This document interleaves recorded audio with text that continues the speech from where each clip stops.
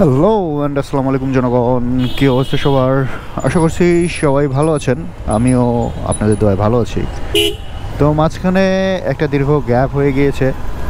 তো এটার মেইন রিজনটা হচ্ছে আমার গোপ্রোর অডিও ডিভাইস নিয়ে যে প্রবলেমটা ছিল শুরু থেকে। একটা মিডিয়া মড নিয়েছিলাম, তো বেসিক্যালি একটা নষ্ট মিডিয়া মড নিয়েছিলাম, যার জন্য আমাকে একটা সাফারার হইতে হয়েছে একটা লং টাইম। তো বিষয়টা হইতেছে, ছোটোবেলায় একটা কথা শুনছিলাম, অর্থই অনর্থের মূল। এইটা বড়োবেলায় এসে বিশ্বাসী অবিশ্বাসের মূল, এরকম একটা জিনিস আমার কাছে প্রমাণিত হয়েছে আর কি। তো হঠাৎ ঘটনাটা শেয়ার করি। লাস্ট গোপ্রোটা যখন নেই, এর আগে এক ভাইয়ের সাথে পরিচয় ছিল। ওনার এইগুলো ক্যামেরা অ্যাক্সেসরিজের সব ছিল, বেসিক্যালি জিনিসগুলো সেল দিত। এবং ওনার সাথে কথা বলার পর আমার ভালো ফিল হয়েছে, মনে হয়েছে যে না ঠিক আছে, ভাইটা অনেস্ট এবং আমাকে অনেস্ট সাজেশন দেয়। তো যাই হোক, অনেক দিন থেকে ভাইয়ের সাথে রিলেশন। তো এরপর গোপ্রোটা নিলাম, ভাইয়ের সাথে পরামর্শ করি, সব কিছু ঠিকঠাক। বাট যখন অডিও ডিভাইসের ব্যাপারটা আসলো, ওই ভাইয়ের শপে আসলে ইয়েটা ছিল না, মাইক অ্যাডাপ্টারটা ছিল না গোপ্রোর জন্য। তো উনি বলতেছে যে তুমি মিডিয়া মড নিতে পারো, আর যদি মিডিয়া মড নাও এটার তো দাম আসলে 11-12 হাজার টাকার কমে তুমি পাবা না। সো আমার একটা মিডিয়া মড আছে, ওইটা আমি সেল দেবো, তুমি যদি চাও সেকেন্ড হ্যান্ড হিসেবে নিতে পারো। ওকে ফাইন, ঠিক আছে, দিয়ে দিন। ওয়াও, নিয়ে নিলাম ওইটা মোটামুটি 5.5 কি 6 হাজার টাকা দিয়ে। এরপর শুরু হলো প্যারা মানে গোপ্রোতে কানেক্ট করলাম, কিন্তু এটা কানেকশন হয়েছে কি না আমি জানি না। গোপ্রোর সাথে আমি মিডিয়া মড কখনো ইউজ করি নাই। তো আমি মাইক টাইক দিয়ে আমি দ্বিধার্সে ভিডিও করে যাচ্ছি, বাট আউটপুট জিরো। উইন্ড স্পিডের জন্য থাকা যায় না, ভয়েস নাই, মানে কী একটা অবস্থা। আমি বুঝতে পারতেছি না যে আসলে কি আমার মাইকের সমস্যা না কি। মানে তখন অন্যদের ভিডিও আবার দেখি, এদের ভয়েস ক্রিস্টাল ক্লিয়ার। ওরে ভাই, আমার এখন ভয়েসটা যেমন তেমন। আমি ভাবি কী ব্যাপার, এরা কোনো সফটওয়্যার অপটিমাইজেশন করে কি না। আমি দু একজনকে নকও করছি জানার জন্য যে আসলে তারা কিভাবে অডিওটা এত ক্লিয়ার করে। যদিও রেসপন্স পাই নাই, সেলিব্রিটি হয়ে গেলে মানুষ কেন একটু সময় পায় না এসব রিপ্লাই করার জন্য। যার ফলে আমি আসলে বুঝতে পারতেছিলাম না। পরে অনেক ঘাটাঘাটি করলাম এবং জিনিসগুলো নিয়ে একটু সিরিয়াস হওয়ার পর দেখতেছি যে না, মিডিয়া মোডটা আসলে কানেক্টেড হচ্ছে না। তো কানেক্ট হচ্ছে না, প্লাস মিডিয়া মোড দিয়ে আমি চার্জও করতে পারতেছি না। সো একটা জগা খিচুড়ি অবস্থা। অ্যান্ড দেন আমি ওই ভাইকে নক দিলাম যে ভাই এই অবস্থা, আমি তো এটা প্রবলেম খুঁজে পাচ্ছি, আমার মনে হইতেছে না আপনার মিডিয়া মোডটা ভালো ছিল। তো উনি বলতেছে যে না, আমি তো দেওয়ার সময় ভালো চেক করে দিলাম, হ্যান ত্যান হাবিজাবি। তো পরে বললাম যে ভাই আমি তো এটা অ্যানালাইসিস করলাম, করে আর কি জিনিসগুলো বের করলাম যে আসলে এটা কানেক্টেড হচ্ছে না। পরে ওনার কাছে আমি নিয়ে যাব। আর আমি থাকি মিরপুর, শপ ওনার ছিল এলিফ্যান্ট রোড। ঢাকায় যারা থাকে তারা জানে এই মাথায় থেকে ওই মাথায় যাওয়াটা কতটা বিরক্তিকর, আমার কাছে বিরক্তিকর। সো আমি যাইতে অনেক লেট হয়ে গেছে। এরপর ফাইনালি যাওয়া হলো, ওনাকে দেখাইলাম। উনি বলতেছে যে সফটওয়্যার অপটিমাইজেশনের জন্য এটা হচ্ছে, আমার গোপ্রোতে সফটওয়্যারটা আপডেট নেই এই জন্য।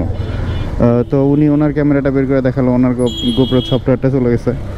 তো ওনার সফটওয়্যারটা যাওয়ার পরে যেটা হয়েছে, উনি কোনো অপশনই চেঞ্জ করতে পারতেছে না।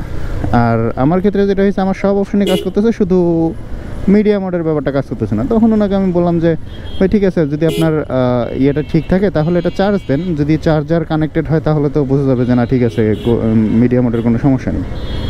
তো উনি ওইটা ট্রাই করে দেখলো যে হলো না। ফাইনালি আমি ওনাকে বললাম ভাই আমার টাকাটা এখন ব্যাক করতে হবে না, আপনি চেষ্টা করে দেখেন এটা ঠিক করতে পারেন কি না, দেখে আমাকে জানায়েন। আর যদি আপনার মনে হয় টাকাটা ব্যাক করবেন তাহলে ব্যাক করে দিন।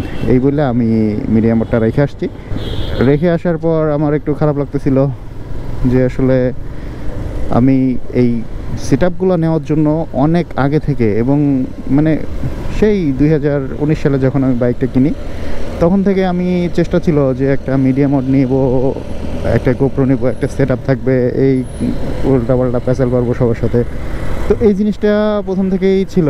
তো সেই জিনিসটা কোনোভাবেই আমি ম্যানেজ করতে পারতেছিলাম না, হচ্ছিল না আমার দ্বারা। আমার অনেক খারাপ লাগতেছিল মাঝখানে। সো মোটামুটিতে গেলাম যে অ্যাডাপ্টার এবার আর সেকেন্ড হ্যান্ড কিছু নিব না, আমি ব্র্যান্ড নিউ নিব। তো দুঃখের বিষয়, মোটো অটোতে জয় ভাই এবং সাথে বাইক ফেরির ভাইটা, আমার নাম মনে নাই, ওনারা বলতেছে এই জিনিসগুলো আর আসে না। তো এই জিনিসগুলো সাপ্লাই বন্ধ আছে বাংলাদেশে। আমি বললাম তাহলে আমি কি করব। উনি সাজেস্ট করলো যে তাহলে দেখেন যদি সেকেন্ড হ্যান্ড পান অথবা মার্কেট প্লেসে পান তাহলে ওটা নিয়ে নিতে পারেন। পরে ফেসবুক মার্কেট প্লেসে সার্চ করলাম, দু একজনের সাথে কথা হইলো, অ্যান্ড ফাইনালি ঢাকা ইউনিভার্সিটি থেকে মেহেদি ভাইয়ের মনে হয় এটা বিজনেস স্টার্ট করছে, তো যার থ্রুতে এখন টাইম পাচ্ছে না এগুলা আকাম কুকাম করার জন্য। সো উনি ডিসিশন নিছে যে জিনিসটা সেল দেবে।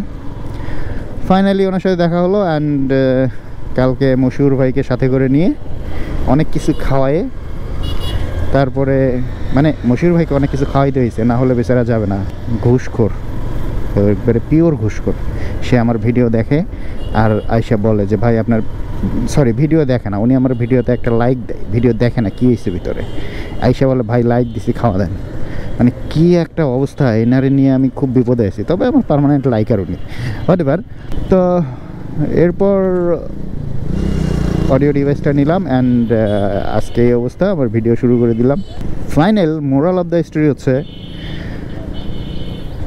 বিশ্বাস কাউকে আসলে চোখ বন্ধ করে করা যাবে না, সেটা যেই হোক, খুব আপন হোক বা খুব পর হোক, যদি একটু আমরা চোখ কান খোলা রাখি। যেমন আমার ওই ভাইটাকে কিন্তু আমি খুব বিশ্বাস করতাম, ইভেন এখন হয়তো বা ওনার সব কথা আমি ওরকম গুরুত্ব দিব না। সো আমরা তাকে বিশ্বাস করি যাকে খুব আপন ভাবি এবং আমাদের লাইফে ভ্যালু অ্যাড করে। তো আমরা যদি একটু চোখ কান খোলা রেখে তাদের বিশ্বাস করি, তাদের ভুল হইতে পারে, আসলে এটা অস্বাভাবিক কিছু না, জানা না থাকতে পারে। আমি বিশ্বাস করি ওই ভাই বুঝতে পারে নাই যে মিডিয়াম ওটা তার খারাপ হয়ে গেছে এবং সেটা আমাকে দিছে। সো এরকম অনেকেই চায় না যে তার সাথে, তাকে যে বিশ্বাস করতেছে তার সাথে বিশ্বাসঘাতকতা বা জিনিসটা খারাপ হোক, কিন্তু অনেক সময় হয়ে যায়। সো আমরা যদি একটু চোখ কান খোলা রাখি তাহলে এই জিনিসটা মনে হয় অ্যাভয়েড করা সম্ভব। হ্যাঁ, এটা আমার প্র্যাকটিক্যাল এক্সপিরিয়েন্স থেকে বলতেছি। অফিসে চলে আসছি, আজকে আর কথা বলবো না, এই পর্যন্তই।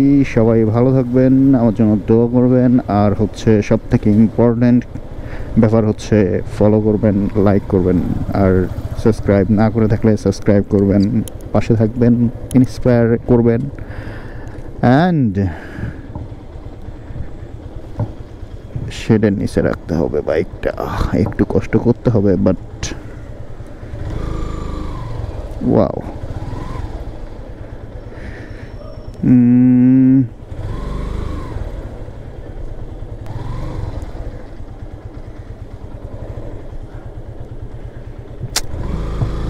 যাক, আমার এত কষ্ট করতে মন চাইতেছে না, তো যেহেতু বাইকটা আমি ওয়াশ করাবো, আমি অনেক দিন ওয়াশ করাই না, সো ভিজুক বৃষ্টিতে। সো এ পর্যন্তই, টাটা, বাই বাই।